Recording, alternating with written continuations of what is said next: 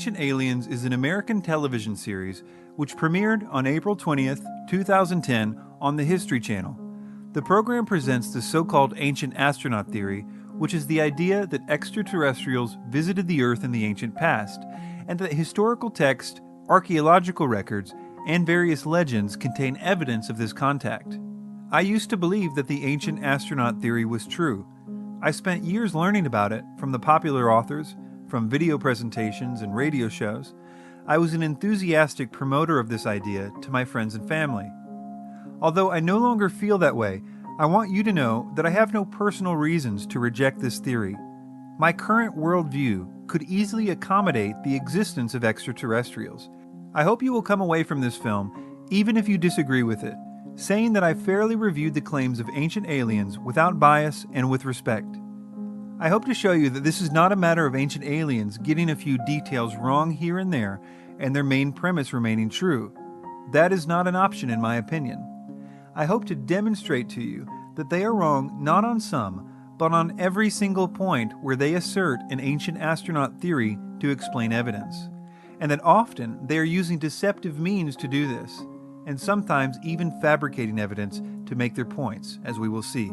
I would also like the viewer to know that unlike many skeptics of the ancient astronaut theory, I actually concede that something out of the ordinary could have occurred in the ancient past, and that there are certain consistent themes in ancient mythologies and the like that require good explanations. But I think you will quickly see that the ancient astronaut theories do not explain this evidence. You will notice a number that appears periodically on the bottom right-hand corner of the screen throughout this film. This number will appear when I am making a claim that requires a reference in order to back it up, and it will correspond to a number on the companion website ancientaliensdebunked.com. This film is divided into 3 main sections, and each topic can be viewed independently at the website if you choose. I will occasionally be joined by commentary from Dr. Michael Heiser, one of the few actual scholars who has been willing to interact with the ancient astronaut theory. Dr. Heiser has been one of the most articulate proponents of the skeptical viewpoint of this theory, and has written papers and books, as well as almost a dozen websites on the issues we will be covering in this film. We are happy to have him as a part of this film, and we're happy to have you, the viewer, here as well. I encourage you to have an open mind and enjoy the film.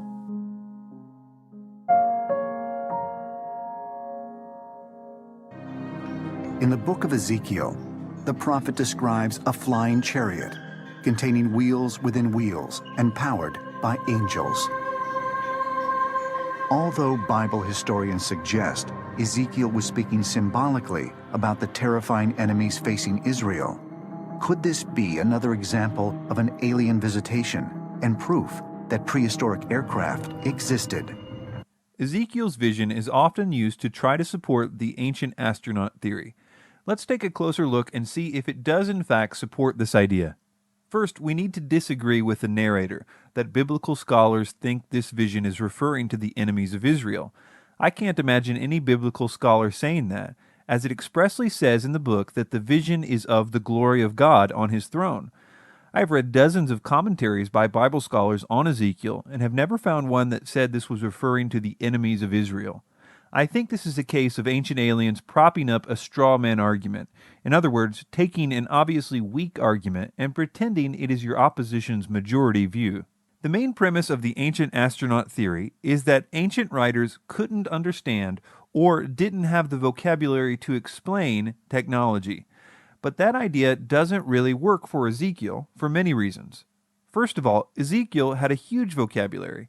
Hebrew is one of the richest languages in the history of the world, and Ezekiel showed great skill in utilizing it when describing complicated things in other places in his writings. He had the vocabulary to say things like silver disc, or round, or window, or gray bean with big eyes if he wanted to, but he didn't. As we will see, what Ezekiel describes simply cannot be compared to a UFO. More than any other Bible writer, Ezekiel was extremely detail-oriented. He makes sure to describe every detail, not just here, but throughout his writings. For example, a very accurate model of the layout of an entire city, as well as a huge temple complex, can be constructed using his specifications. He even starts out every one of his visions by a meticulous detailing of the time and place it happened. For example, in Ezekiel 8:1, "And it came to pass in the 6th year, in the 6th month, in the 5th day of the month, as I sat in mine house, and the elders of Judah sat before me, that the hand of the Lord God fell there upon me." The vision that Ezekiel saw that is in question here can also be drawn out on paper using his specifications. And people that do this all pretty much get the same thing. It's describing the throne of God, which rests on a platform. That platform is supported by 4 cherubim on each corner. Cherubs are specific types of angels in the Bible that have 4 faces and several wings.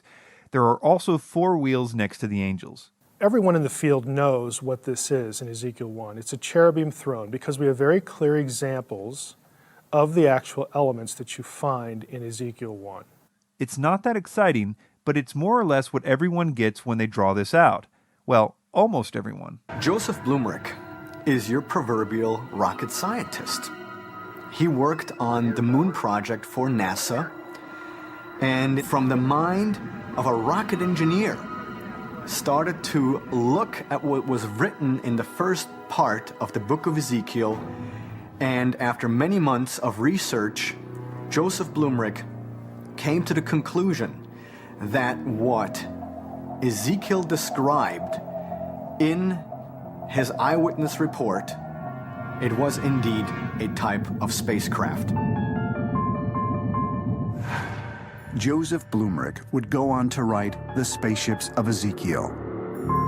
Okay, so they say that this guy, who they say is super smart, really studied the book of Ezekiel, and they say what he got was this contraption with 4 propellers at the bottom of each corner. The biggest problem with this theory is Ezekiel's attention to detail. There's just no way to get this contraption from what Ezekiel describes. Blumrich's book and other books, other items penned by ancient astronaut theorists, again, all have the same weakness. They tend to ignore the vocabulary of Ezekiel chapter 1. For instance, again, the throne upon which Yahweh seats is never described as round or silvery or some sort of disc-shaped.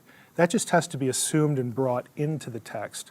So they either do that, or they modernize the descriptions that are there. For instance, the bovine, the calf legs must surely be legs of a UFO or some other aircraft, landing pod sorts of things. Let me read a description of the 4 angels holding up the throne, and you can decide for yourself if you think he is really struggling with his ancient vocabulary to describe 4 propellers. "Also out of the midst thereof came the likeness of 4 living creatures, and this was their appearance. They had the likeness of a man, and every one had 4 faces, and every one had 4 wings.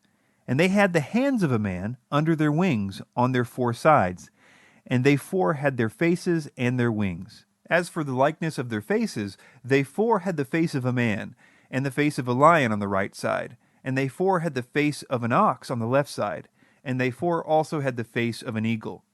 It's hard to get a propeller when Ezekiel says, "And this was their appearance, they had the likeness of a man." Ezekiel knew what a man looked like, so it's just not honest to say that Ezekiel mistook a propeller for a man. But Ancient Aliens has a way around this one. If we thought of the word angel as representing something like celestial energy, it sounds much more like a spacecraft then. So he says we just make angel equal celestial energy, and that's much better for our UFO theory. Talk about forcing the evidence to fit the hypothesis. Using this logic, I could say that the description of my car would sound more like a UFO if instead of wheels I said anti-gravity devices. The problem is that Ezekiel doesn't just mention angels in passing. He devotes an entire chapter to describing them. He calls them cherubim over 20 times in chapter 10. He even says in chapter 10 verse 20 that he knows that they are cherubim. It's very illogical to assume that our reading, an ancient astronaut reading of the modern mind, is getting it right when the ancient person has pretty much done all they could do to tell you what they're talking about, and then you sort of just depart from what they say. So it's very inconsistent to say that you're reading an ancient text, but then looking at what the creators of that text thought and just sort of pushing it to the side. One thing that helps to dispel the Ezekiel UFO theories is by seeing how common this throne idea is in other places in the Bible. No one seems to think these other passages are talking about UFOs, but they're obviously talking about the same thing as Ezekiel. For example, in the book of Revelation, when John was taken up to heaven, and specifically to God's throne, this is how he describes it. And immediately I was in the Spirit, and behold, a throne was set in heaven, and one sat on the throne. And before the throne there was a sea of glass, like unto crystal. And in the midst of the throne, and round about the throne, were 4 beasts full of eyes before and behind. And the first beast was like a lion, and the second beast like a calf. And the third beast had the face as a man, and the fourth beast was like a flying eagle. And the 4 beasts had each of them 6 wings about him, and they were full of eyes within, and they rest not day and night, saying, Holy, holy, holy, Lord God Almighty, which was and is to come. Daniel the prophet even mentions that the throne of God has wheels in Daniel 7:9. There are other places in the Hebrew Bible that describe God's throne. A lot of them don't have a great deal of detail. Isaiah 6 is sort of a familiar example where Isaiah appears before God's throne with the seraphim and other divine beings there. I think the best one for this particular issue, Ezekiel chapter 1, is found in Daniel 7.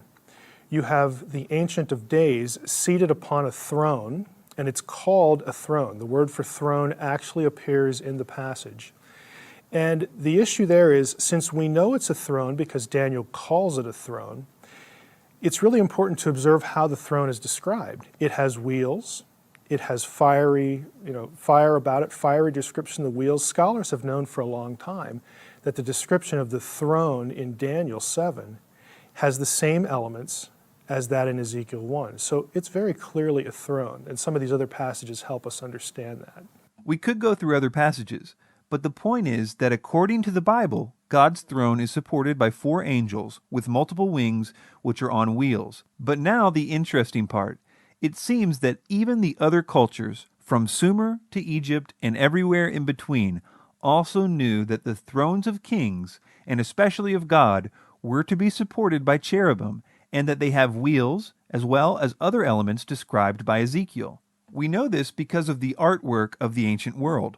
There are thousands of pieces of art from the ancient world that show various elements that Ezekiel described of God's throne. We can see angels. Some of them even have 4 faces. Some of them have wheels. They have the platform and the throne. In terms of iconography, again, what I like to describe as the Polaroids of the Old Testament ancient world. Again, pictures they left us of the things they're talking about. The idea of a deity seated on a throne that was in effect a chariot that is carried around by supernatural beings with wings, in other words, to describe it as the chariot of heaven, that's very common, but when it's depicted, it's never depicted as what we would think of as a UFO. No triangles, no round discs, nothing like that. It's a chair. It's a throne under which, again, has some sort of platform, and the deity is seated upon these various heavenly creatures. There are also a ton of basic logical problems with the ancient astronaut theorists' idea that Ezekiel is talking about a UFO. Here is one of them. Well, that sounds like flames. That sounds like propulsion. No physicist, no matter how sympathetic to this cause, would say that using a combustion engine for interstellar travel is possible. Not to mention that this particular fire comes from coal on the altar, so that would make this a coal-powered interstellar spaceship.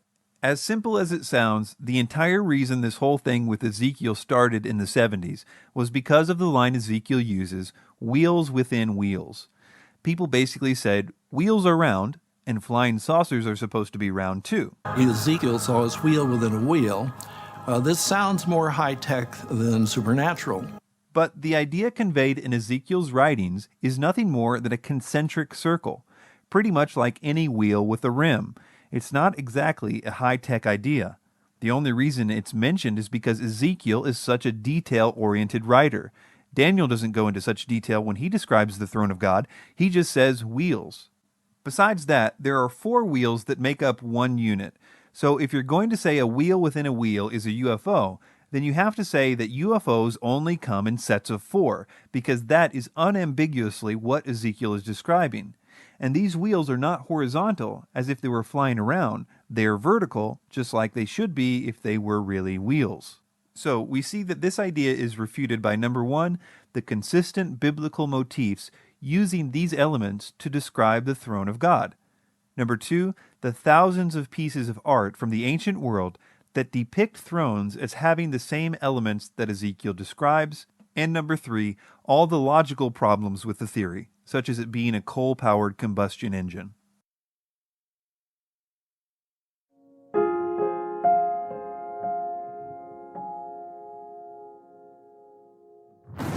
Atomic warfare among ancient civilizations may sound like something out of a science fiction novel, but descriptions of similar deadly occurrences can be found in the very same text Dr. Oppenheimer quoted after the New Mexico atomic test.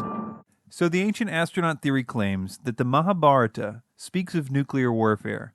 Let's see what specifically they say it says. One reference that we have, for example, speaks of these explosions that were brighter than 1,000 suns.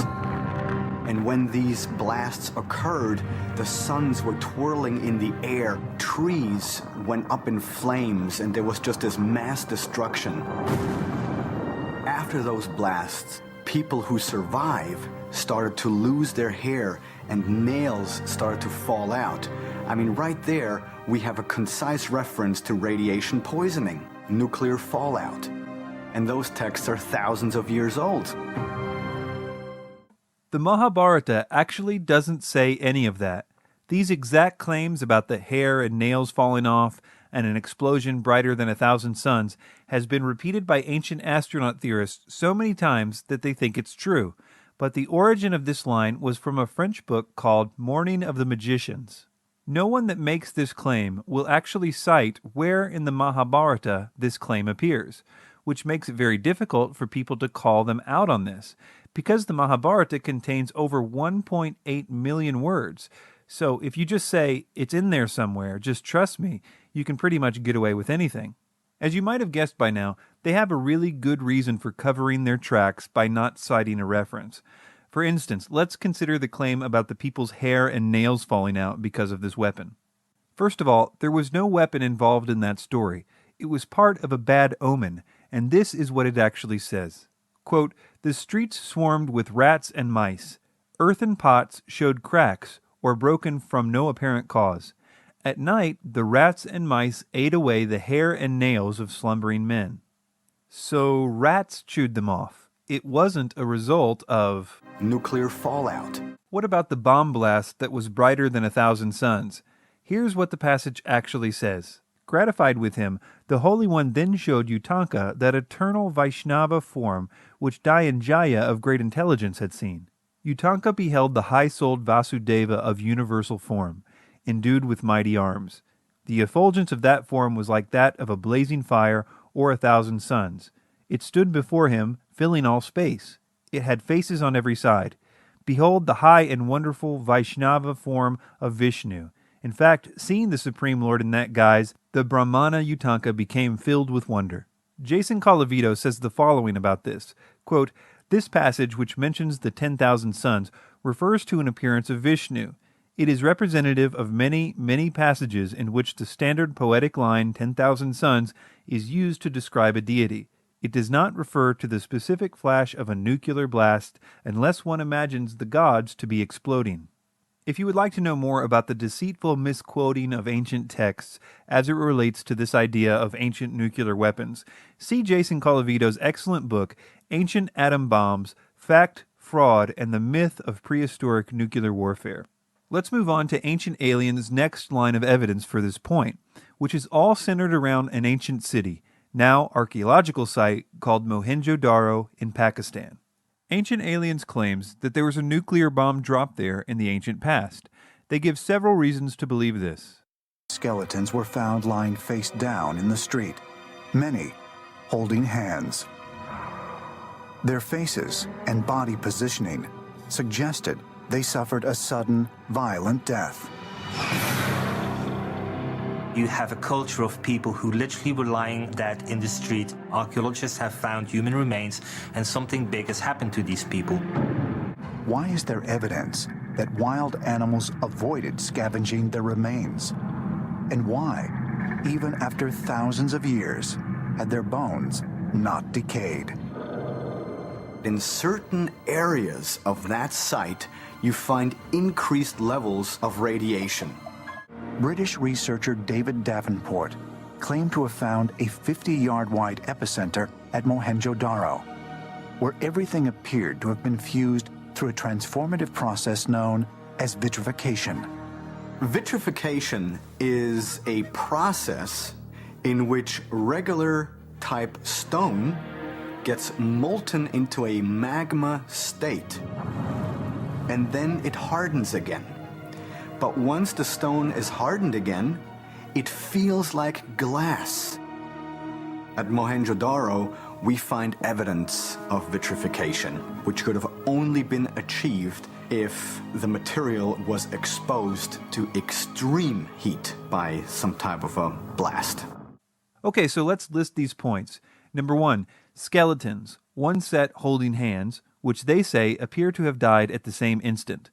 Number 2, no evidence of scavengers. Number 3, remarkably well-preserved bones. Number 4, the presence of radiation at the site. And number 5, an epicenter where vitrification is present. That all sounds like a pretty convincing case for nuclear warfare at Mohenjo-Daro. Well, assuming any of that is true, and considering Ancient Aliens' track record, we had better investigate these claims. One of the first problems with this theory is the city itself. Its buildings are still intact, some of which are 15 feet high, and they're made out of mud. So you would think that a nuclear weapon whose main destructive power is in the force of its blast wave would be able to topple a few mud brick buildings. But moving on, what about these skeletons? Ancient Aliens makes it sound like a lot of skeletons were found, when in fact only 37 were found. And not only do these 37 bodies show no signs of dying suddenly, the date of their deaths varies sometimes as much as 1,000 years from one another. None of the archaeologists involved thought these skeletons suggested a sudden catastrophe. And to make matters worse for Ancient Aliens, all of the bodies were buried. The idea that these bodies were laying around in the streets isn't true. In fact, almost everything that Ancient Aliens said about this is completely untrue. The fact that they didn't die in the same instant, and the fact that they were buried in the normal way, explains why there was no signs of scavengers. Well, what about the remarkably well-preserved bones? This can be chalked up to Mohenjo-Daro being literally one of the hottest places on Earth, with temperatures reaching 128 degrees. And because it's also really dry, it's the perfect climate for preservation. In fact, this is also probably the reason why the mud brick buildings are still standing as well. The problem with the claims about there being radiation at Mohenjo-Daro is that we don't know where this claim came from. It certainly wasn't any of the scientists involved with the Mohenjo-Daro digs that claimed it, and the ancient astronaut theorists don't cite any references with which to check this claim. So until the presence of radiation can be proven to exist at the site, there is no reason to address it. Well, what about this epicenter of vitrification? Well, according to archaeologists, it wasn't exactly an epicenter of anything. It was a small amount of broken pottery, which, because pottery is put in a fire to harden it, it contains a specific type of vitrification called frit. They threw in the word epicenter to make it seem more legitimate, but there is no epicenter of anything except pottery at this site. But this brings up an important point. Mohenjo-Daro is not the only site that ancient astronaut theorists claim vitrification exists as a result of ancient atom bombs. So it would be instructive for us to look at sand vitrification and its different causes in order to address those claims. For example, there is fulgurite, which is sand fused by a lightning bolt. There is tektite, which is sand fused by the compressed force of a meteorite. There is frit, which is partially fused sand and other chemicals in the presence of heated pottery. That's what was found at Mohenjo-Daro. Finally, there is trinitite, which is vitrified sand caused by a nuclear explosion. So we first saw that the Mahabharata did not claim anything like what Ancient Aliens said it did. We saw that the bodies at Mohenjo-Daro were not killed in a sudden disaster. In fact, they died 1,000 years apart in some cases and were clearly buried. The cases of radiation are a non-factor. The vitrification was caused by pottery, and we noted that if it was a nuclear explosion, it didn't even knock down the mud brick houses which are still standing at the site.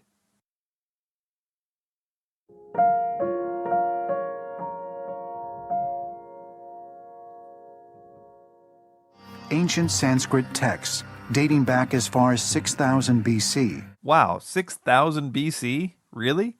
In reality, the oldest of these texts would be the Vedas, which date to between 500 and 1500 BC. Ancient Aliens just adds another 5,000 years, as if no one would notice.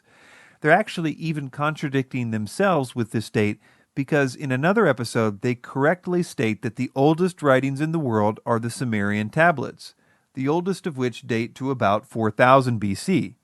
So why are they now saying that there are some writings 2,000 years older than the oldest writings? I don't think anyone knows. Describe in varying but vivid detail flying machines called vimanas. Vimanas are aeroplanes, and they are powered by some jet engines.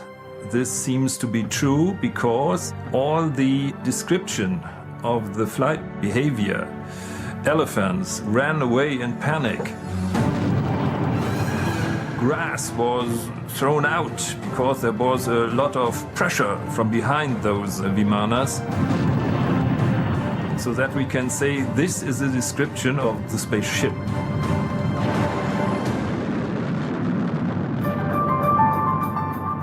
The word Vimana literally means having been measured out, and it was related to the king's palaces, and was referring to their intricate construction. Later on, as a result, the word became synonymous with palaces in general, and because of that, it was used to refer to the palaces of the gods as well. And yes, these palaces of the gods were in the heavens, and they could fly. But as we look into this, it will be clear that some of the vimanas of the gods really were huge palaces, with gardens and terraces and golden staircases. Then, because the palaces of the gods flew, the word gradually became used for anything that could fly, either in mythology or in reality. So understanding the palace concept in the development of the word Vimana is helpful in understanding what we will be looking at. But before we look into the real descriptions of Vimanas in the Vedic texts, we must first examine a fake text, because almost everything that Ancient Aliens says about Vimanas comes from a totally bogus text called the Vimanaka Shastra. Although mainstream historians believe the Vimana texts are myths, many of the documents contain passages that seem to describe modern machinery and technology. The Vimanika Shastra goes into metals that are used in these craft. It talks about electricity and power sources. It talks about the pilots and the clothing they have to wear. It talks about the food that they eat. It talks even about the weapons that are kept on these airships. The flight manuals of the Vimanas are quite similar to the flight manuals you find in the modern passenger flight business, or when you go to the military jet engines. Of course, they have also flight manuals because it's necessary for a pilot to get knowledge about his plane he wanted to fly with. The Vimanaka Shastra is not an actual ancient text. It was channeled or dictated to the author from the spirit world in 1918. The spirit who supposedly dictated the text claimed to be an ancient seer named Bharadvata, who is prominent in some ancient writings, so I guess that's what's supposed to give this text credibility. That is, the idea that the ghost of someone ancient supposedly dictated it. But they're not even sure that version of the story is true, because the first mention of any of this is in 1952 by the guy who supposedly found and translated the text from 1918. So as far as anyone knows, he could have made the whole channeled by a famous ghost story up in 1952. The text itself reads like a technical manual, describing the details of how Vimanas operated. It includes the description of what must have sounded like a really technical idea in 1918 or 1952 called a mercury vortex engine. Ancient Aliens spends a huge amount of time talking about this idea.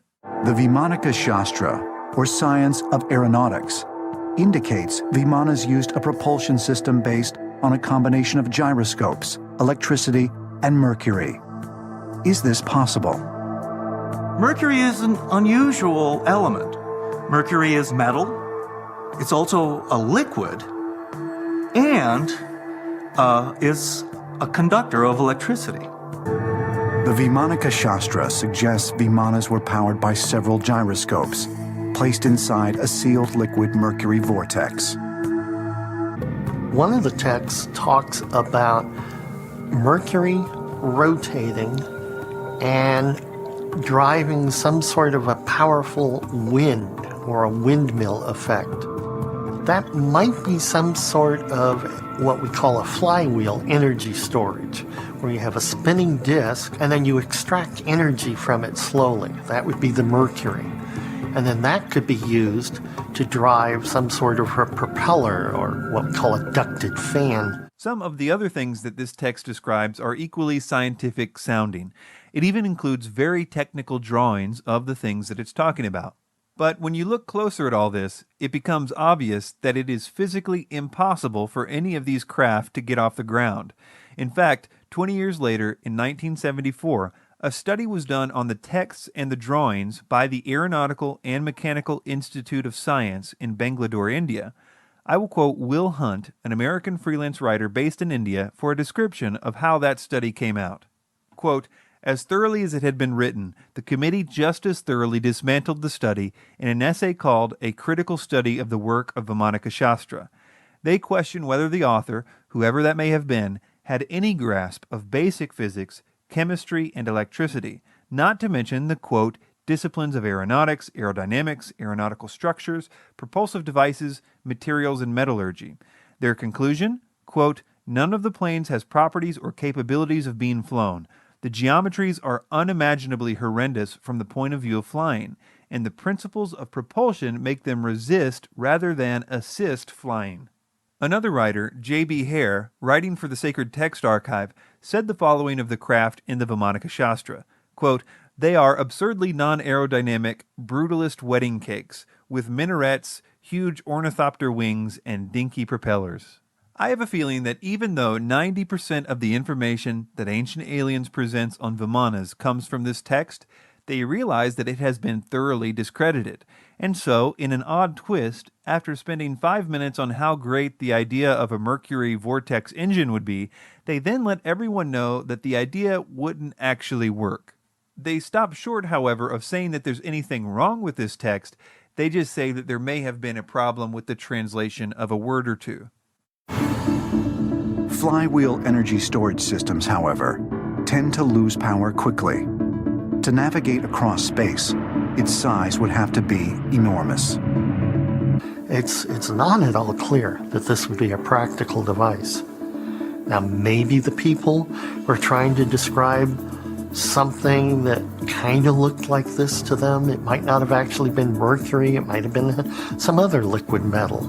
The Mercury vortex engine is perhaps a failure in the translation, because the vortex is not a material quite suitable to a jet engine. So let's move on to the mentions of Vimanas in the actual ancient Vedic texts. So, as I've already mentioned, the word Vimana came to mean palace, and when it was the palace of a god, it was usually capable of flying around. When we look at the development of Vimanas chronologically, the mystery surrounding them vanishes. First of all, they were not even mentioned in the earlier texts, and when they finally were mentioned, the next 1,000 years of their being mentioned always included them having wheels and being drawn by horses, not exactly a Mercury vortex engine. Then, around 500 BC, the chariots lose their horses and are depicted as flying on their own. Jason Colavito says the following about the first mentions of Vimanas without horses. Quote, "The very first of these is the flying chariot of the earthly king Ravana, called Pushpaka. By the time of the Mahabharata, circa 400 BCE, these flying chariots had grown in size. One was now described as 12 cubits in circumference, but they never lost their large wheels that marked them as derived from earthly, horse-drawn chariots." It's also interesting to see that ancient astronaut theorists have to distort the actual descriptions of Vimanas in the Vedic text in order to make them sound like UFOs. For example, the following is a quote from David Childress's book where he's supposed to be quoting a description of a Vimana from an ancient text. We'll read what he tells his readers what it says, and then we will read the actual ancient text and note the differences. First, let's hear Childress's version. Quote, "When morning dawned, Rama, taking the celestial car Pushpaka had sent to him by Vipishand, stood ready to depart. Self-propelled was that car. It was large and finely painted. It had 2 stories and many chambers with windows, and was draped with flags and banners. It gave forth a melodious sound as it coursed along its airy way." And now, here's what the actual Ramayana says. Quote, "And the mighty monkey ascended the splendid car Pushpaka, containing figures of wolves, made of Kartswara and Hiranya, graced with ranges of goodly pillars, as if blazing in splendor throughout, garnished with narrow secret rooms and saloons, piercing the heavens and resembling Miru or Mandara, and like unto the flaming sun, skillfully reared by Vikwakarma, with golden staircases and graceful and grand raised seats, rows of golden and crystal windows, and daises composed of sapphires, emeralds, and other superb gems, embellished with noble vidrumas, costly stones, and round pearls, and also with plastered terraces, pasted with red sandal, like unto gold, and furnished with a sacred aroma, and resembling the sun new risen." Calavito says of this, quote, "Elsewhere it is described as being filled with fruit trees, and sometimes is drawn by geese. Do you know many UFOs with plastered terraces and red paint?" In summary, most of what Ancient Aliens uses on this point is from a bogus 20th century channeled text, which they dishonestly present as an ancient text. And even the real descriptions of Vimanas get some tweaking by them in order to make it sound like a UFO. The development of the idea of Vimanas in Hindu mythology can be traced easily, and it loses all of its intrigue for the ancient astronaut theorists when you do that.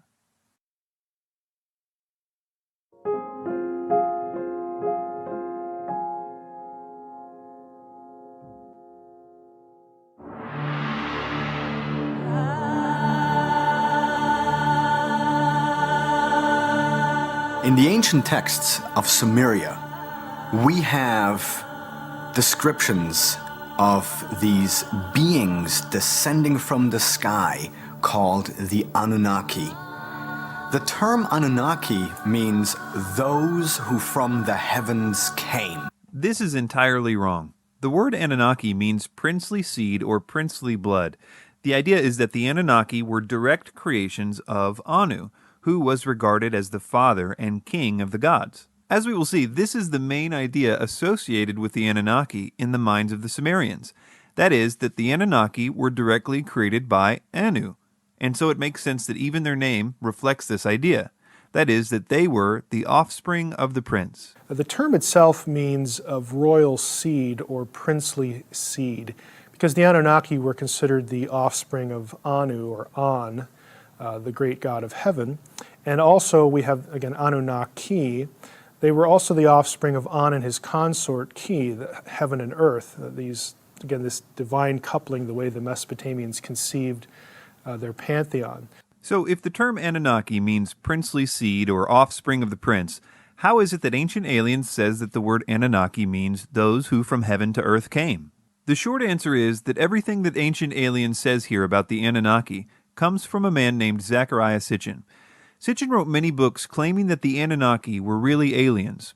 Unfortunately, at the time that he wrote this, in the 70s, there weren't many ways for ordinary people to see if what he was saying was true or not. To put it simply, Sitchin's translation of the word Anunnaki is wrong. Now, you'll often read, especially in the writings of Zecharia Sitchin, that the Anunnaki means something like, they who from heaven came, or again, some other sort of description that makes them sound like aliens or extraterrestrials. There isn't a source on the planet by any Sumerian scholar that would agree with that definition. Again, it's not a difficult term. I personally don't think that Sitchin knew Sumerian at all, because if you're going to get even a term associated with a very important group of deities, If you're not going to get that right, then I have to wonder what else you're going to get wrong. Sitchin claimed to be an expert on Sumerian writings, yet we can now see that he didn't seem to even understand the basic grammar and vocabulary rules of the Sumerian language. Several real scholars challenged him on his translations and on his lack of any academic credentials in the field, pointing out that there is no record of Sitchin having anything but a journalism degree. One such scholar is Dr. Michael Heiser. To this day, I haven't been able to find, nor have other people whom I've asked to help, people who like Sitchin, I've never been able to find any actual credentials of him knowing any of the languages or being credentialed in any way in ancient Near Eastern studies. As we progress and look into some of the specifics of Sitchin's views, articulated here by Ancient Aliens, I think you will see that determining the truth about this difficult subject is not out of the hands of the common person.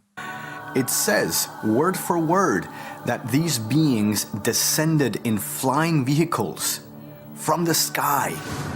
This is a preposterous statement. I challenge anyone to produce this word-for-word text. You can do a search online and literally see all the references to the word Anunnaki in the Sumerian texts. The only time it refers to anything even close to this is when it talks about the Anunnaki being direct creations of Anu in heaven.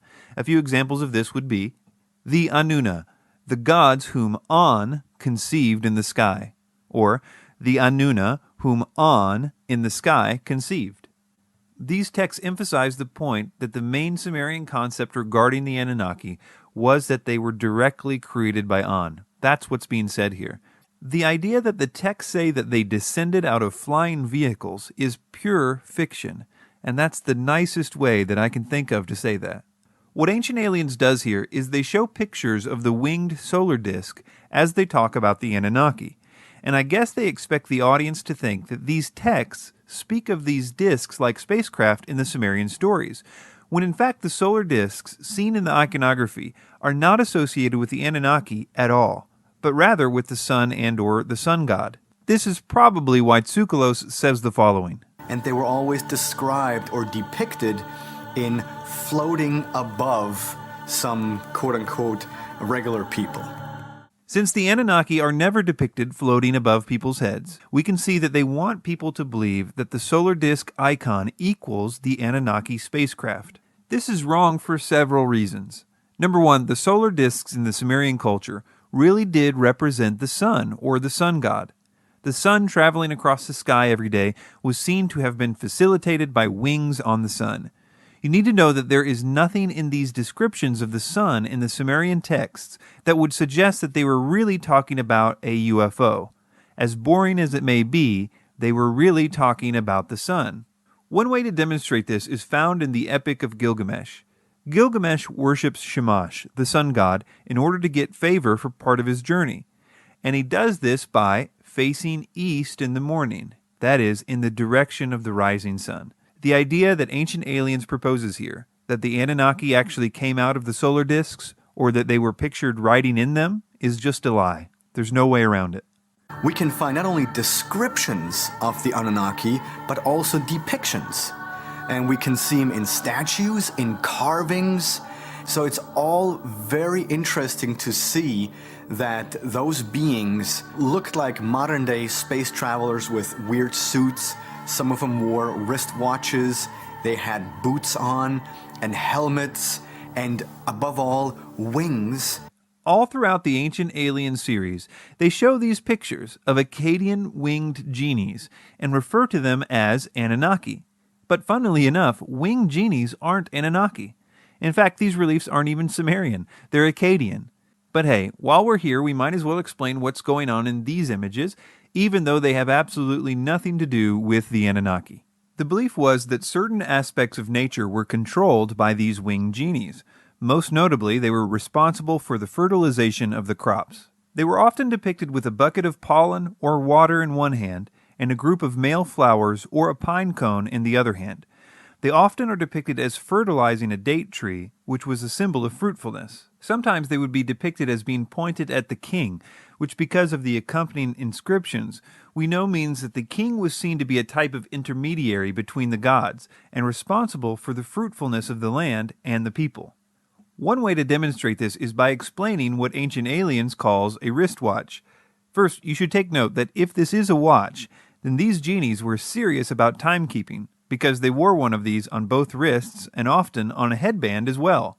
This watch is actually an Akkadian symbol for Ishtar, the goddess of fertility.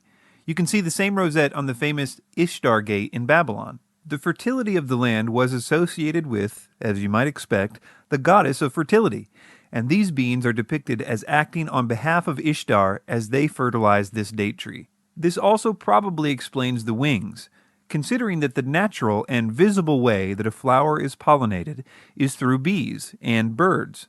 Therefore, it's not so hard to see that they were depicting their spiritual agents of pollination with wings as well.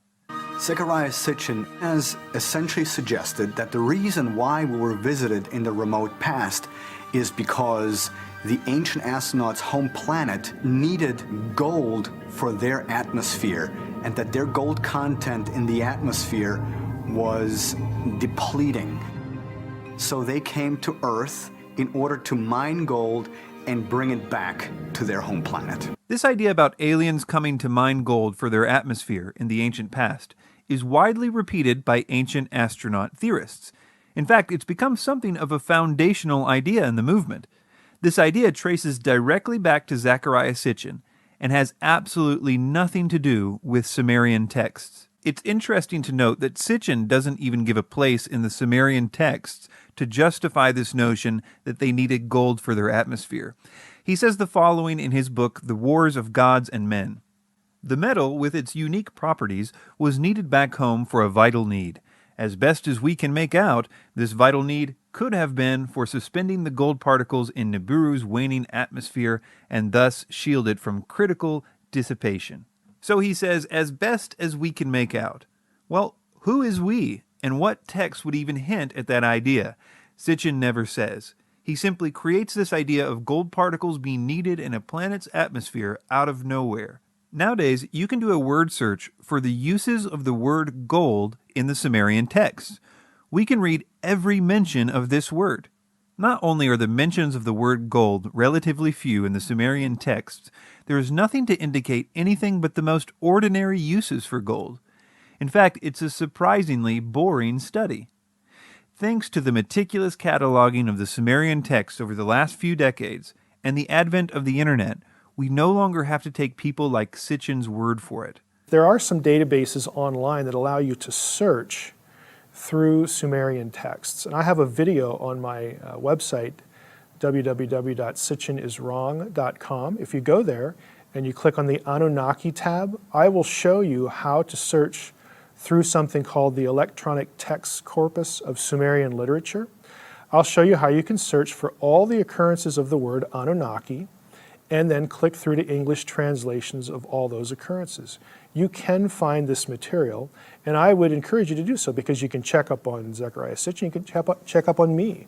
When I claim that there are no texts, there are no tablets that have, for instance, the Anunnaki on Nibiru or associated with Nibiru, that Nibiru isn't a planet beyond Pluto. When I say those things, how easy would it be to prove me wrong if you knew how to search for those terms?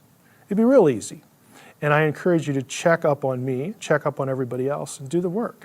You can access this material and know who's telling you the truth.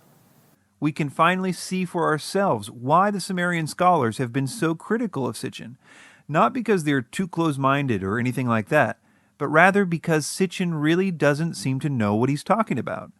Let me give you an example of how Sitchin comes up with his, quote, amazing translations. Let's take this idea that the Sumerian texts speak of mining gold.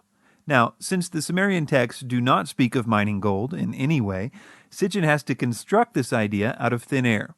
This is how he did it. I'll read from his first book, The 12th Planet. Quote, some Mesopotamian hymns to Ea exalt him as Bel-Nimeki, translated Lord of Wisdom. But the correct translation should undoubtedly be Lord of Mining. In classic Sitchin style, he never gives any reason that the, quote, correct translation should undoubtedly be Lord of Mining. He just says it should be and leaves it at that. Again, we have Sumerian dictionaries written by the Sumerian scribes themselves, and the Sumerians don't agree with Sitchin here. So why should we?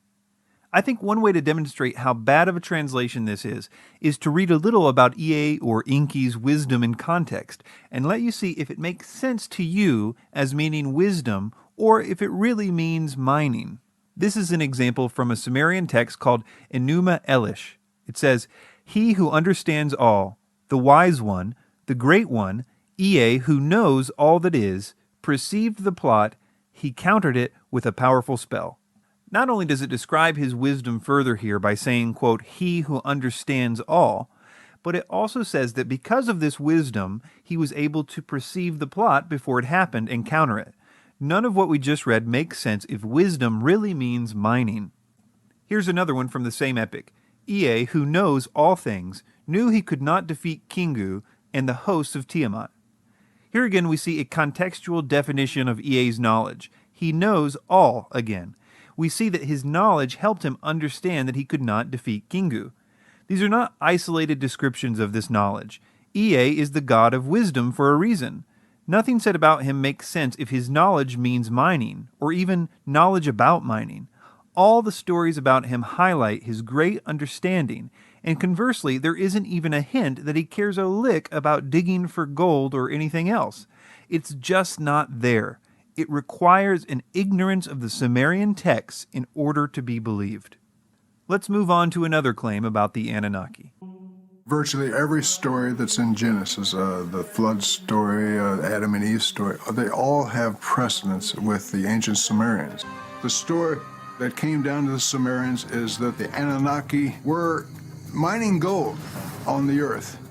And the run-of-the-mill workers complained, said this is really hard work and we're tired. We don't want to do this anymore. And so they had a big council. They decided to create a primitive worker called an Adamo. The Anunnaki created humans as a slave species.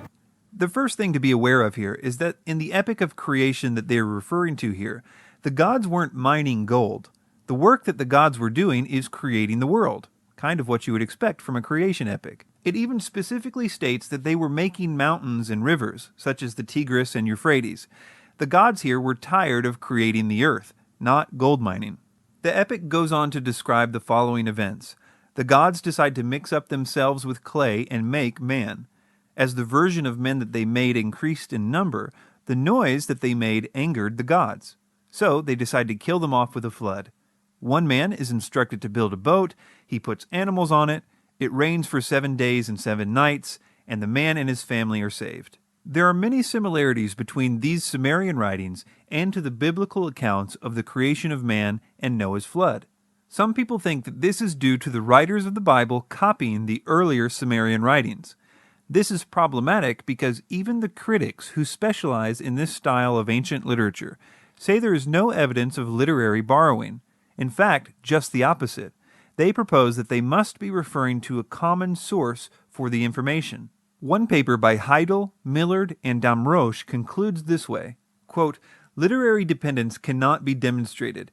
Here, as in most of the parallels in primeval history, it is considered more likely that the Mesopotamian and biblical traditions are based on a common source. Some understand this common source to be a piece of more ancient literature, while others consider it the actual event. Add to this that it's not just the Sumerian texts and the Bible that are talking about the same basic story, but obvious elements of this story can be found in almost every early culture, regardless of its location. Take, for example, the story of Viracocha in South America. Viracocha created the heavens and the earth. He then took large stones and breathed life into them, but they became giants. So he sent a flood to wipe them out. After the flood, he breathed into smaller stones than the first time, thereby creating smaller people, which were then scattered all over the world. And in the Bible, in Genesis 6, we see something similar. The sons of God disobeyed God. They came to earth, had sex with human women, producing giants called Nephilim.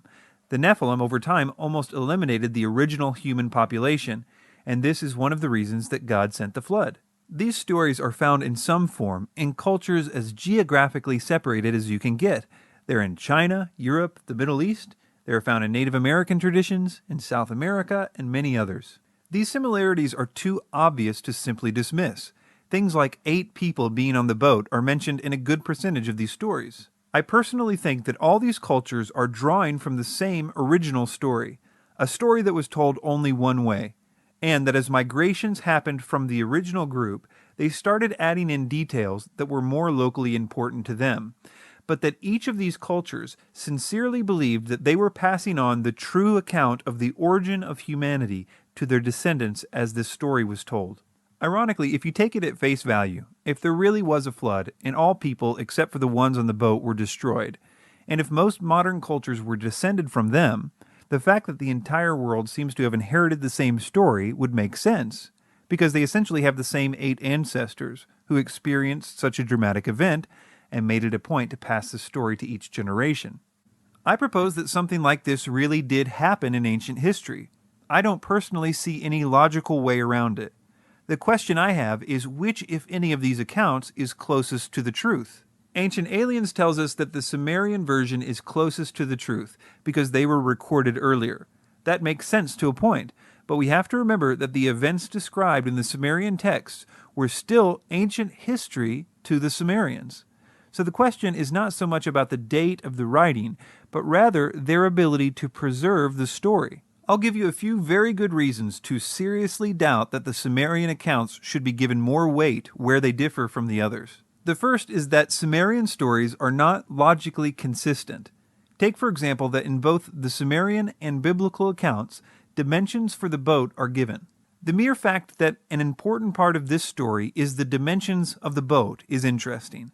But when you draw out the dimensions, you have on the one hand the Sumerian boat being a big cube, and the biblical one being described by naval engineers as nearly perfect for maintaining stability without hull damage in incredibly rough seas. Another reason not to trust the Sumerian texts where they differ from the others is that, as every Sumerian scholar knows, the Sumerians constantly change the details of their stories to suit the different situations. For example, texts of the same story found in the Temple of Enki will differ from the ones found in the Temple of Inanna, even if they are from the same time period, but especially if they're from a different time period.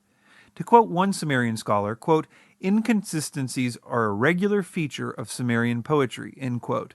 He goes on to say that integration of different texts by the Sumerian scribes often appears somewhat careless. Compare that with the ancient Hebrew scribes, who were notorious for taking their job ultra seriously.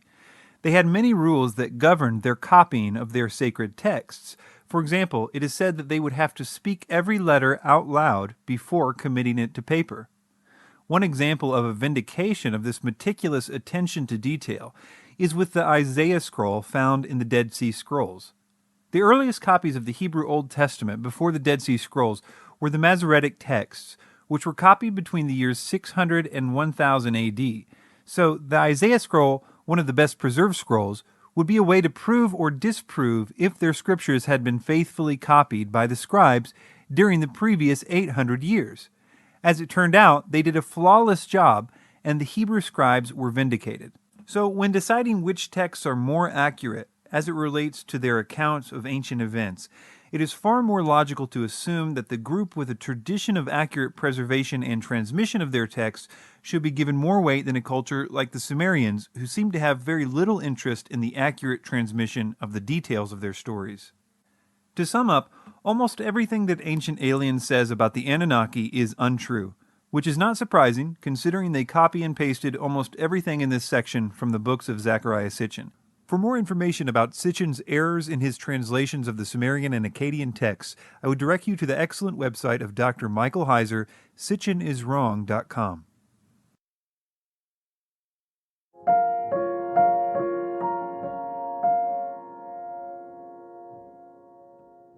Ancient myths are full of stories of gods descending to Earth to mate with humans. According to many sources, including Norse mythology, Greek mythology, and even the Bible, we have the stories of these sons of God or actual gods from Mount Olympus or Valhalla, and they're coming to Earth. They find the daughters of men attractive. According to ancient texts, the fallen angels not only physically mated with the women of Earth, they produced offspring.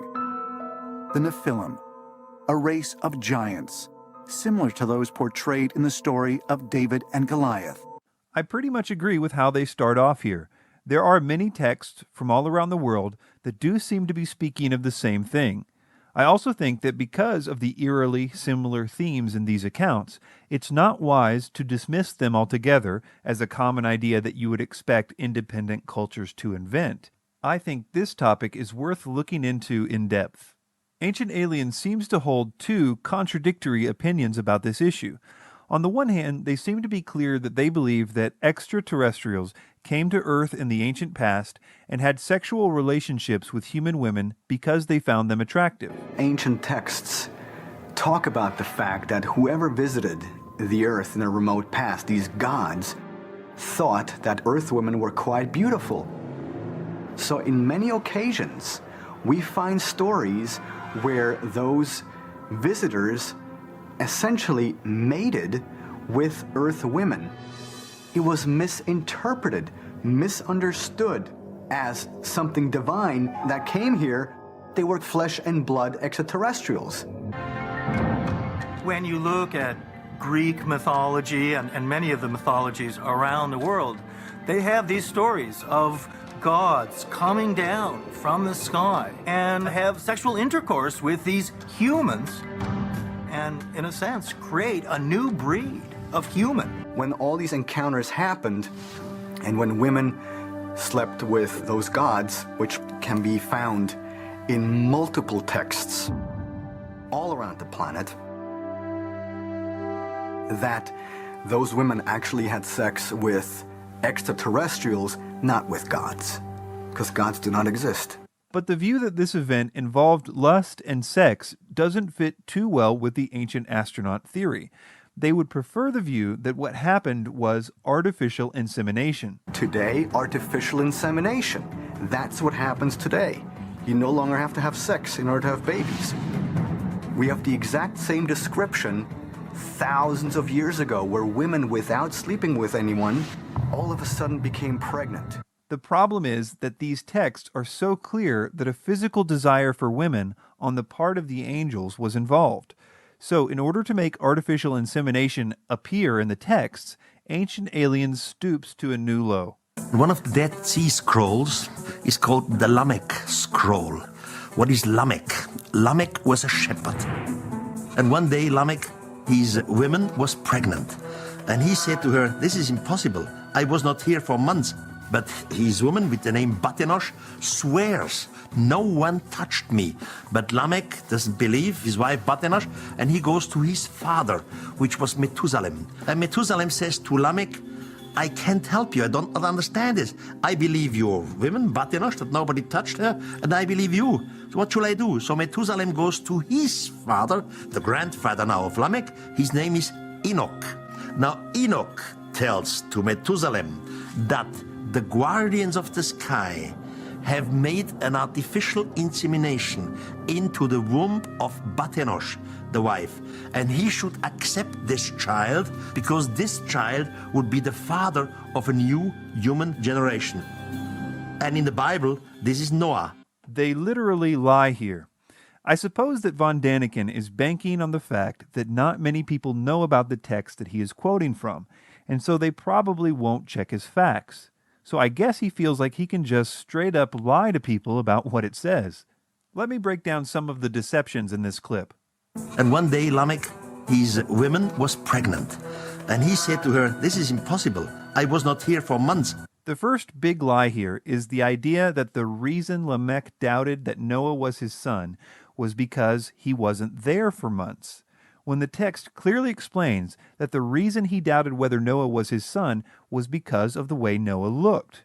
Von Daniken just inserts, "I was not here for months," I guess to make it seem like it couldn't possibly be Lamech's son, which is very deceptive, especially considering that in the text, Batenosh, his wife, actually reminds Lamech of the day they conceived the child. And if you think that's deceptive on the part of von Daniken, you haven't seen anything yet.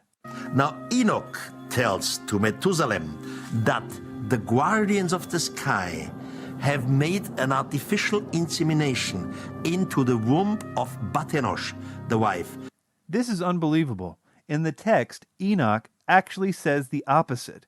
Enoch clearly confirms that Noah is the genuine son of Lamech. So not only is Von Daniken bold-faced lying here about what Enoch says about Noah in the text, he is inserting the idea of artificial insemination out of nowhere on top of this lie. So you can see that one of the main founders of the ancient astronaut theory has absolutely no problem lying in order to make the crucial link that they need between the Nephilim and artificial insemination in ancient texts. Although I sympathize with the ancient astronaut theorists in that I think that the consistent details in the ancient texts about the Nephilim lead us to the conclusion that something weird really did happen in the ancient past, I don't think that the evidence points to it being extraterrestrials from another planet. Well, the whole Nephilim passage, Genesis 6 verses 1 through 4, is admittedly weird. It's one of those go-to weird passages in the Bible that seems to come up, especially among people who would really resist or not have a supernatural worldview. But as weird as it is, the key there is a supernatural worldview. If we believe that there are intelligent beings outside our own created world, our own material world, if we believe in this thing we call the supernatural, and if you have a supernatural entity, why would you limit a supernatural entity from doing that? Again, on what basis would you have for limiting that property? If you're going to allow for that, then this idea of being able to mingle with human flesh on some level or in some way proceeds from those assumptions. I think that we've already seen that they are being deceptive with the evidence that they present, but I also think that they are being deceptive with the evidence they are not presenting. For example, in many ancient texts, from the ancient Near East to the ancient Americas, this hybrid or Nephilim event is spoken of in conjunction with a great flood. These stories, with slight variations, describe the flood coming because the hybridization was against the Creator's will. Hey, there's flood stories in all these other ancient cultures, and look at that, so it must be, again, some collective memory and whatnot. And that's legitimate, but the problem is a lot of those same sources, those same apologists will conveniently, for one reason or the other, forget to include a lot of the other details that come along with those comparative flood stories. And one of those would be things like cohabitation or some sort of interaction between the divine world and the human world that results in or produces, kind of strange offspring like the Nephilim. It's complex and pretty strange, but it's consistent, and it is a story that many diverse cultures have passed down to their descendants. They really believed that this unnatural union produced giants. But again, because the consistent stories of the ancient cultures conflict with the ancient astronaut theory, they literally just throw out the evidence. Were they giants? Or is that the wrong word and the correct word should be extraterrestrial? But the word Nephilim really does mean giants. And the context of the various stories clearly reinforce this idea. Their height is often described, or the dimensions of their weapons are given, things like that. The term Nephilim really most accurately means giants. This is the way ancient translators themselves understood it, translators of the Septuagint and Aramaic translations of the Hebrew Bible. It gets pretty complicated to explain why that's the case. On my website, sitchiniswrong.com, if you click on the tab for Nephilim, you'll find an explanation there. Part of the main problem, in my opinion here, is the differences in the definition of the word angel according to the ancient texts versus the definition according to modern pop culture. If you wanted to determine what an angel was using the Bible or other Near East text alone, you would conclude that they have fully functional bodies, that they can have meals with people, they grab hold of people, they are often mistaken as humans. In the story of Sodom and Gomorrah, the people wanted to rape the angels. We find in the Bible that the angels that decided to rebel and have sex with human women had to leave a certain type of body and exchange it for another one before they could do this. The type of body that they were said to have left is described in this verse as a habitation. And the angels which kept not their first estate, but left their own habitation, he hath reserved in everlasting chains under darkness unto the judgment of the great day.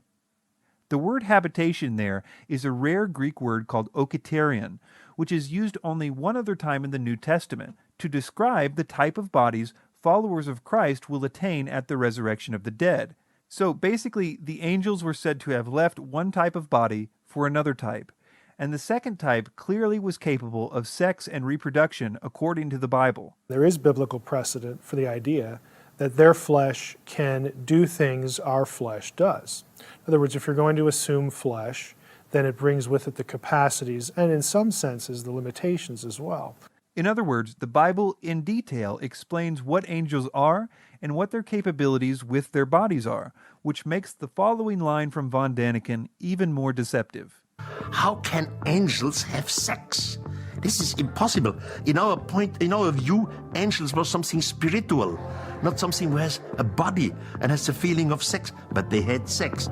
Von Daniken's idea of an angel is defined more by Hallmark cards than ancient texts. Obviously, ancient cultures, including the writers of the Bible, believed that angels could and did have sex with human women. The various elements of this story are too common in ancient cultures to be chalked up to coincidence, in my opinion. But the details of these consistent reports do not benefit the ancient astronaut theory. In fact, if anything, it supports the idea that the narrative of the Bible is true, or at the very least that the specific details of that narrative was believed by cultures as geographically diverse as the Americas, the Middle East, Asia, Europe, and Africa. The idea of the Nephilim is a strange idea, but the idea that the texts which describe them are referring to ancient extraterrestrials does not fit the evidence, which is probably why Ancient Aliens has to misrepresent the evidence in order to make their points. There are many more topics that we could have covered in this film, like the claim that this Egyptian relief is depicting a gray alien, which, in more high-resolution pictures, can be seen to be a plant and a vase which is depicted in many other places in Egyptian art. Or this supposed ancient rocket ship sculpture, which, according to this Turkish article written in 2003, is a fake. The article quotes the curator of the Turkish Museum saying it's about 25 years old and made of plaster. Ancient Aliens goes on to make many more claims throughout their series, but I believe we have covered the best that they had to offer in this film. I could go on to debunk all the other claims that they make, and to a certain extent I will on the Ancient Aliens Debunked website, which I hope to make a hub for this type of information. But the main thing I want to stress is that this is not about ancient aliens getting a few claims wrong here and there, but their main theory still being true. That's not a tenable belief in light of this information. You have seen the unmistakable symptoms of the entire theory being wrong. I would also ask you to take a long, hard look at the authors and speakers and charismatic personalities that led you to believe some of the things that I hope you can now see are wrong. I hope that this film helps you to realize that they are not as smart as they have led us to believe, and to consider what else they may have taught you that isn't true. We shouldn't allow ourselves to be taken in by this kind of thing. We must be people with higher standards when it comes to verifying what is true. Do not become enslaved to an authority figure. They should always be willing to direct you to information so that you can do the work and you can check on them. If they don't, you should be suspicious. Again, this is just something that as a professor, as a scholar, I try to get my students to consider and think about, because let's face it, how many of us are really into this kind of stuff? Ancient languages, how many people do that? You get somebody who comes along like Zecharia Sitchin and starts spouting things about Sumerian and Akkadian and Hebrew and whatnot. How many people really have the ability to check up on them? Well, the answer is not many, and it just sounds like a horrible amount of work to gain that knowledge so that you can evaluate what they say, and I understand that. But you should not let that allow you to check your brain in at the door. You should ask that source, that person, hey, where can I look? What can I do? What can I access to try to test what you're saying? Please visit the website ancientaliensdebunked.com to see the different sections of this film, or to download it for your own personal use. Feel free to use this film in any way that you see fit, except for charging for it in any way. Thanks for your time.